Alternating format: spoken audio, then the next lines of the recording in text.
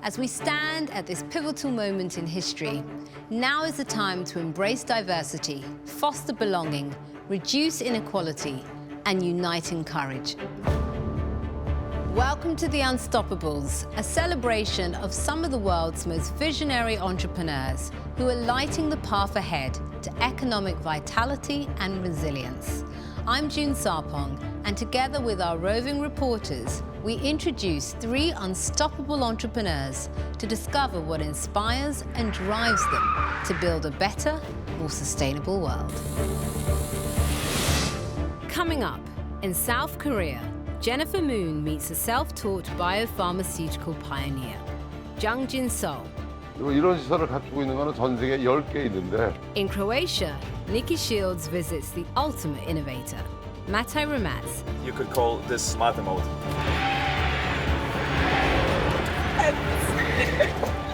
And in the US, Lauren Mylin meets the tenacious Carla Walker-Miller. The energy industry should look different. I want everyone to feel that they have a place and a mission. First, to South Korea. JungJin SEO is the honorary chairman and founder of the Celltrion Group, a multi-billion-dollar biopharmaceutical company that initiated disruptive innovation to take on the global healthcare industry giants. Celltrion pioneered biosimilars that were accepted and approved by drug authorities across the world, creating an affordable and more accessible alternative to costly medicines. 저희가 만드는 약으로 약만으로도 유방암으로 이제 돌아가시는 분은 많지 않습니다. More recently, they developed an EMA-approved novel drug to treat COVID-19. And he did all this at the age of 45, showing that it's never too late to change your path. But his road to success wasn't straightforward. 매일매일 절벽 끝을 걸어다닙니다. 도망가고 싶더라고요. Our business reporter, Jennifer Moon, went to meet him. I'm here at Celltrion to meet JungJin SEO. A global disruptor and self-taught entrepreneur, he's made biopharmaceuticals big business. I'm Jennifer Moon, and I'm here in Incheon, South Korea. 안녕하세요. 어서 오십시오. 네, 안녕하십니까. 감사합니다. Over the last 20 years, the city of Incheon has exploded in economic development. At the turn of the 21st century, most of the city was nothing but uninhabitable mudflats. Celltrion are now the major core of the biopharmaceutical hub of South Korea. I start my day with a private tour of the Celltrion campus. JungJin takes me straight to the heart of production. 그중에 저기 보이는 데가 생산시설의 어떻게 보면 제일 출발점입니다. 저게 이제 셀을 배양하는 탱크입니다. 이걸 바이오 리액터라고 그래요. 네네. 그리고 이런 시설을 갖추고 있는 거는 전 세계 10개 있는데 그래서 이 시설은 사실은 생명과학 산업을 기술 자립을 하는데 필수적으로 가지고 있어야 되는 시설입니다. Before Celltrion, JungJin worked at car manufacturing giant Daewoo. It was there he met Woo Sung-ki and Hyung-gi Kim. Inspired by JungJin's vision, they followed him in resignation to be founding members of the Celltrion Group. Both now CEOs and longtime friends, Mr. Kim tells me about the early days, while JungJin meets Mr. Ki for a trip down memory lane. 회장님 초창기 때 그 사진이네요. 되게 젊었는데 그때 엄청나게 젊으셨네요. 20년 전 사진이다. 20년 전. 예. 30년 전으로 돌아가 처음에 회장님을 만났을 때 그 첫 인상은 어땠나요? 젊은 분이 되게 샤프하고 현상을 잘 분석하고 그걸 남들한테 잘 설득하고 그래서 실행에 옮기는 그런 능력을 가진 분이야.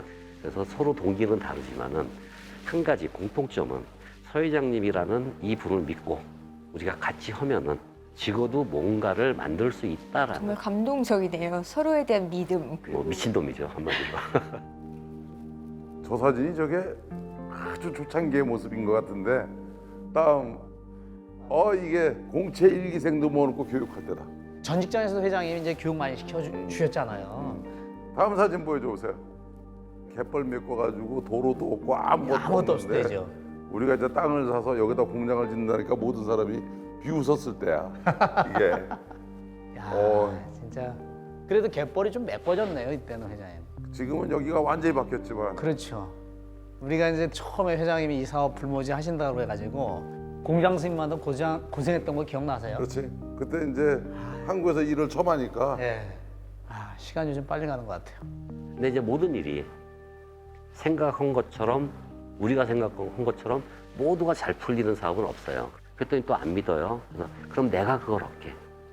서 회장님이 없었으면은 우리는 그때 그 어려운 시기를 돌파하지 못했을 거고 오늘의 셀티로는 없었을 거다. 이렇게 생각을 합니다. 네, 알겠습니다. 감사합니다. 예, 감사합니다.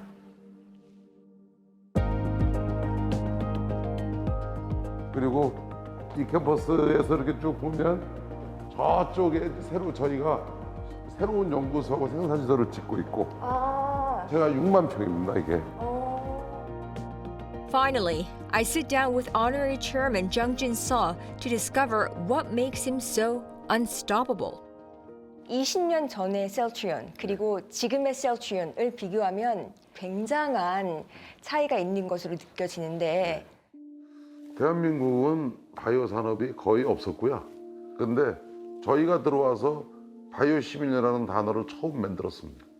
그래서 EMA나 전 세계 FDA를 만나서 바이오 11년의 가이드라인을 만들자고 계속 말씀을 드렸고 가이드라인을 만들었고 이제는 전 세계가 다 받아들였어요. 이제는 OECD 국가에서는 유방암으로 이제 돌아가시는 분은 많지 않습니다. 이미 저희가 만드는 약으로 약만으로도 65%가 치유가 돼요. 그게 수술까지 같이 들어가면 거의 생존하세요. 근데 70억의 인구 중에 10억만 그 서비스를 아직도 받고 있어요. 더 나갈 겁니다. 실패의 길도 많이 있었을 거고 좌절하는 순간도 많이 있었을 텐데 매일매일 절벽 끝을 걸어 다닙니다. 도망가고 싶더라고요. 근데 가만히 보니까 내가 이 세상을 떠나면 이 고민을 안 해도 될 것 같아. 그 깨우친 게 나를 도와줬던 사람들이 성공한 겁니다. 젊은이들한테 주고 싶은 메시지예요. 당신도 할 수 있다. 1번, 열심히 노력해서 전문가가 되라. 그거보다 더 중요한 거는 사람이 되라. 네, 회장님은 헬스케어의 미래를 어떻게 재편하고 계신가요? 이 이제 차세대 헬스케어 산업이 뭐냐는 모델을 완성시켜서 전 세계에 보여지기를 기대합니다. 지금 점점 고령화는 돼가고 있는데 그러면 이제는 원격 진료의 시대가 올 겁니다. 더 나가서 AI의 원격 진료 시대까지 오겠죠. 그러면 많은 사람들이 일상적으로 자기 건강을 그렇게 원격 진료를 통해서 확인할 것이고 그리고 진짜 병원에 가서 검사와 진단과 치료가 필요한 병원을 가겠죠. 그래서 고령화 시대가 자연스러운 시대가 될 겁니다. The unstoppable. 정말 막을 수 없는 분인 것 같아요. 불굴의 사나이. 불굴의 사나이. 맞아요? 네, 그런 거죠. 내가 해보니까 어려움도 있고 힘든 것도 있는데 지나고 보면 다 좋은 추억이다. 그리고 20년 후에는 또 은퇴하시고 또 창업의 길로 20년 뒤에는 죽었지 않겠습니까? 많은 사람 기억 속에 좋았던 사람으로 기억되고 싶을 뿐이에요. 죽었더니 하나님이 계시다면 하나님한테 너 뭐 하다 왔니? 그러면 3분 정도 얘기할 수 있었으면 좋겠어요. 남들하고 다른 얘기를. 감사합니다. 고맙습니다. An incredible story of one man's compassion and determination to change industry for the greater good. 네, 오늘 하루 많은 것을 배워갑니다. 감사합니다. 조심해서 가세요. Coming up, we meet a truly remarkable young man reinventing the automotive industry through record-breaking technology. Mate Rimac is a remarkable young innovator who has combined his love of technology, driving, and nature to revolutionize the future of electric transport. Mate founded Rimac Group, creating Rimac hypercars and producing battery technology that underpins the major industry car manufacturers. Mate has also recently taken over the highly distinguished car brand Bugatti. science reporter Nikki Shields paid him a visit. I'm here in Croatia, just outside Zagreb, visiting the headquarters of Rimac, who are about to launch the world's fastest production car. Now, not only is it ridiculously fast, but it is also fully electric. And we've got some exclusive access to speak to the creator and the man behind the driving force of the electric revolution, Mate Rimac. Hi, Mate, Nikki. hi! Welcome to Rimac. Give me a good day. Yeah. Oh, wow. So what goes on in here? So this is the first part of the assembly of the Nevera. So basically the monocoque, which is the carbon fiber top, which is, by the way, the biggest carbon structure in the industry. So That's a pretty cool claim. And you decided not to go for the flat floor batteries. it's in the tunnel, it's under the feet, and it's behind the seat, but not under the seat. Because this is a hypercar. You've got to be right on the ground, haven't you? Exactly. Here you can see how a module actually looks like. So we have 24 of those. The battery module has a bunch of these cells. Okay. So in the Nevera we have 8,000 of these battery cells. The list is quite extensive of the prestigious car manufacturers that you're working with already. Basically most of them. Wow, so what is going on here? So this is the wiring harness, or you could call it the nervous system of the car. Okay, There's actually 25 kilometers of wires. in one car. Because we have 74 computers in the car, so all of those systems need to work together and exchange information. I know every part of the car basically, but the wiring harness is still like black magic. I mean, it's just amazing to see the granular detail that goes into creating a car. Making a car is very complicated. Matty, let's talk about the growth of the business. Basically, it starts off with you. You've got 900 employees, probably more now. So you're producing your own electric hypercar and also components for the biggest leading car manufacturers in the world. How have you coped with all of that expansion? They say your business completely changes every time it doubles. And so I'm leading probably 10 different businesses. I would say the biggest success is we are still around yet because the odds were super against us. When I started electric cars, the market was non-existent. And even today, there's just 2% of newly sold cars are electric. And you have 2 billion vehicles on the planet that need to be replaced with electric cars. If all of them were 100% electric, it will take 20 years to convert the whole global fleet. You had a childhood very different to most. You're born in Bosnia. You basically had to flee the country because it was at a wartime. How's it affected you later in life?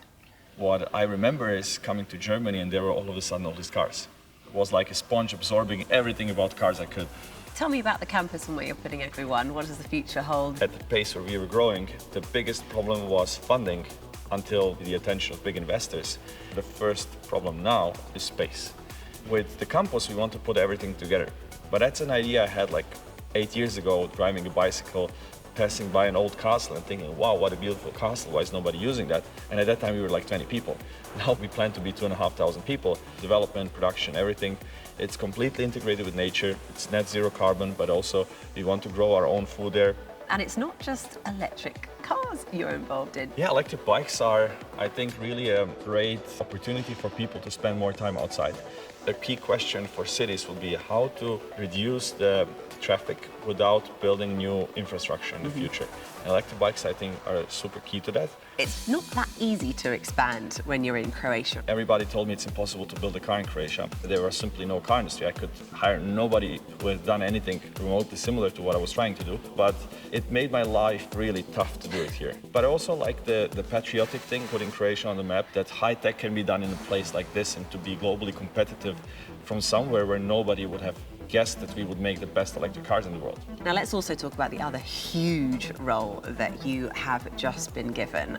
You're now also the CEO of Bugatti Rimac. One of the biggest car companies in the world decided to give the responsibility for the iconic 112-year-old brand to a company that didn't exist 15 years ago and to a 33-year-old guy. I have big ideas about what we want to do there and how we want to get there. What were you like as a student? I was bullied heavily, but I didn't tell anybody about it because I thought I would be bullied even more. I wasn't a great student, but my professor liked what I was doing, especially in these courses where you actually build something. He gave me the self-confidence and a lot of experience on how to do stuff in reality. Yeah, I absolutely think that without him, the company today wouldn't exist. Well, the good thing is I'm actually about to go meet Professor Vlajnic now.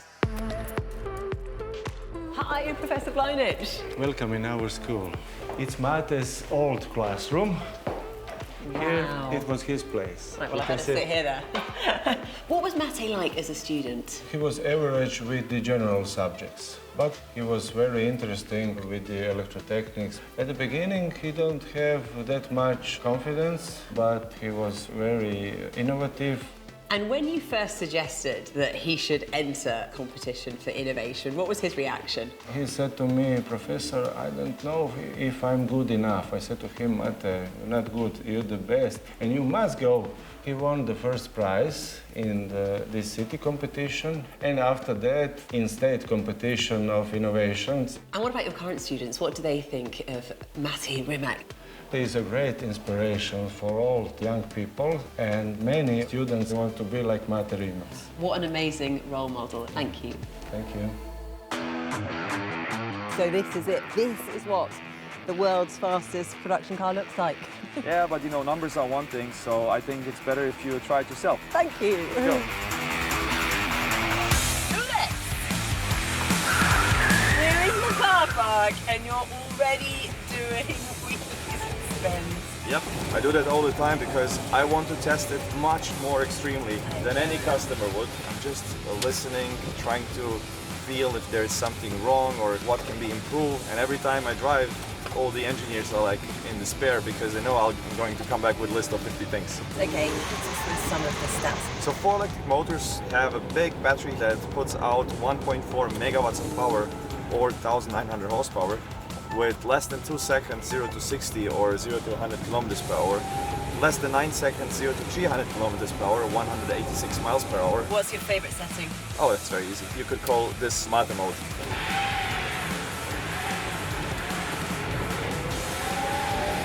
Drift mode, right, okay. Yes. And whenever you change that, everything changes. The active aerodynamics, the wings, power distribution, the steering, the suspension, the brakes. You kind of in disbelief that you've managed to turn kind of this dream actually into a reality. Well, it's the blood, sweat and tears now of over 1,000 people. So everything we have delivered or over-delivered on, that's really what makes me proud, that we didn't make compromises. Wow.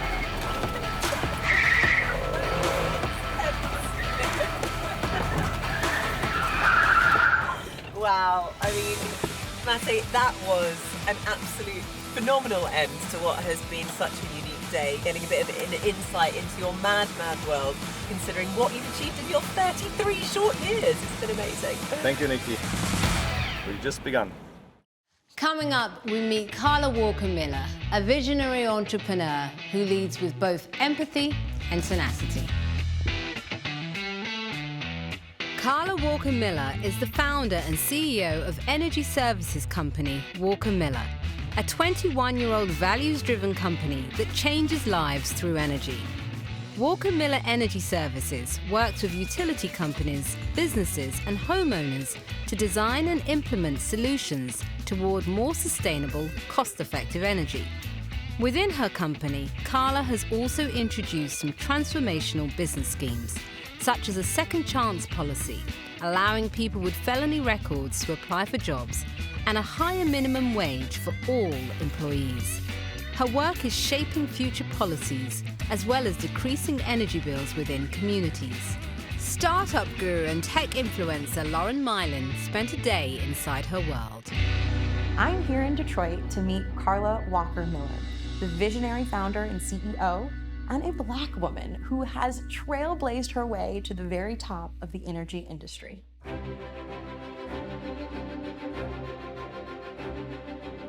Tell us how Walker-Miller Energy came to be. In 2000, I was actually working for a large global company, and I was exhausted with trying to fit into the construct that existed at the time. I spent way too much of my energy trying to get people to see past my skin color and my gender. It was much more of a challenge than anyone would imagine, especially in a very technical white male environment. And I realized that I'm an engineer.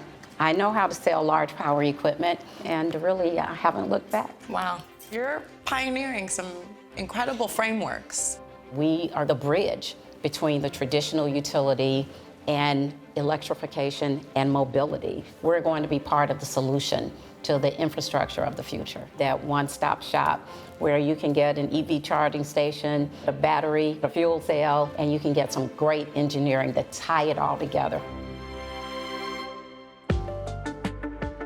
So, where are we? We are in the Grandale neighborhood of Detroit, and this is O'Shea Solar Park. It's a 2-megawatt solar array, and to have it in just a regular community where children can actually see the promise of the future. It's incredible. It's exciting to me.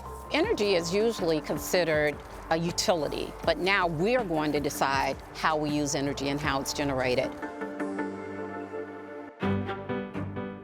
Carrie Dugan served with the U.S. Department of Energy Agency Review and is now the CEO of a sustainability strategy consulting firm. We met up to talk about the scope of Carla's work.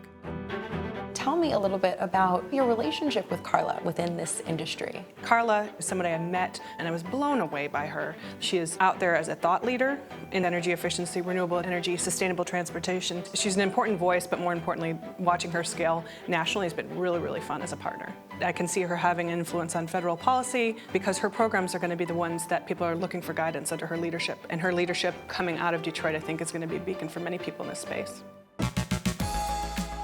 Every single person uses energy, right? And I want our team to represent every person in our country.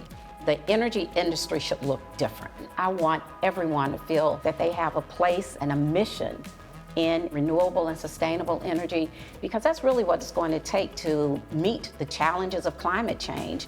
Why a second chance hiring policy?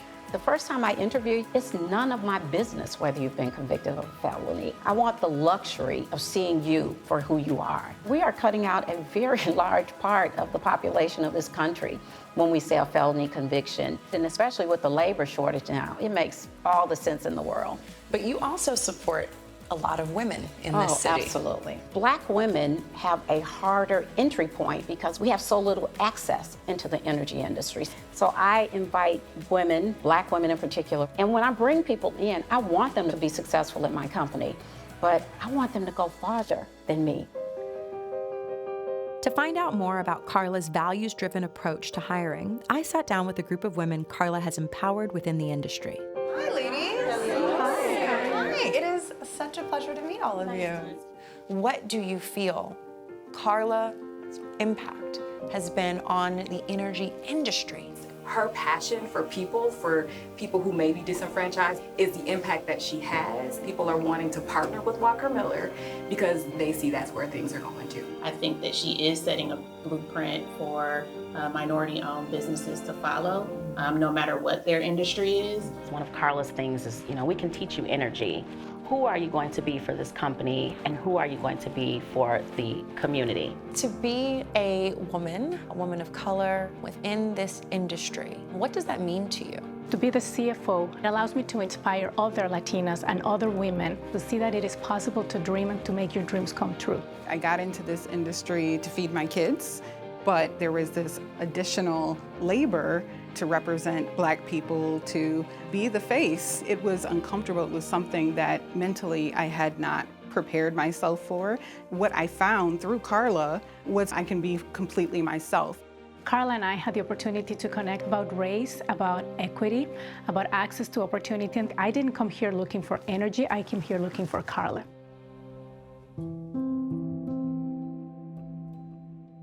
When the recession hit, I was selling large power equipment and orders were canceled. There were cancellation charges, there were restocking charges. It was a long, grueling, painful climb from the bottom. And one of the first things that banks did was they recalled the credit. I was actually $250,000 in debt, and it took me 2 years to get back up to zero. I was scouring the internet, buying anything that I could resell at a profit. Anything. I would look at an RFP, I would source, and I would sell it at a profit.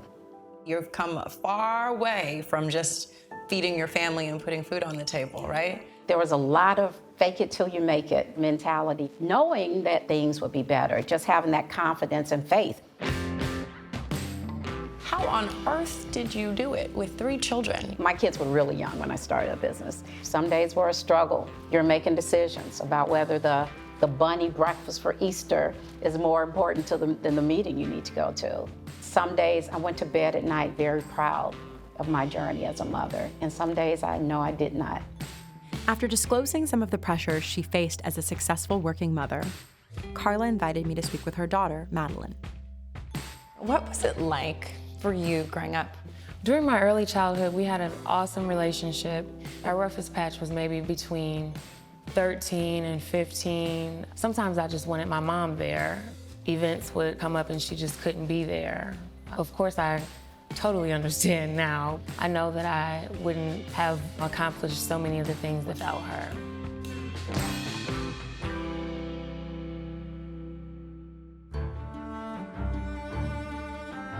What is the vision that you have today with the successes that you now have under your belt? So when people talk about energy diversity, they talk about different types of energy generation, which is absolutely true. We have to move from fossil fuels to renewable, sustainable. There's so much growth opportunity in the cities and the utilities where we are, but the people who are working in the industry need to be so much more diverse than they are right now. I started out just to make money, for my family. My vision for success now is unlimited. It's for my children, it's for my community, it's for people all over, and particularly Black people. It's just been such a joy to get to know you better. This has been wonderful, Lauren. We've traveled all over the world to bring you 3 incredible success stories. We hope inspire you to think about how you might reframe your present to forward your own path into a brighter, greener future. Until next year, goodbye.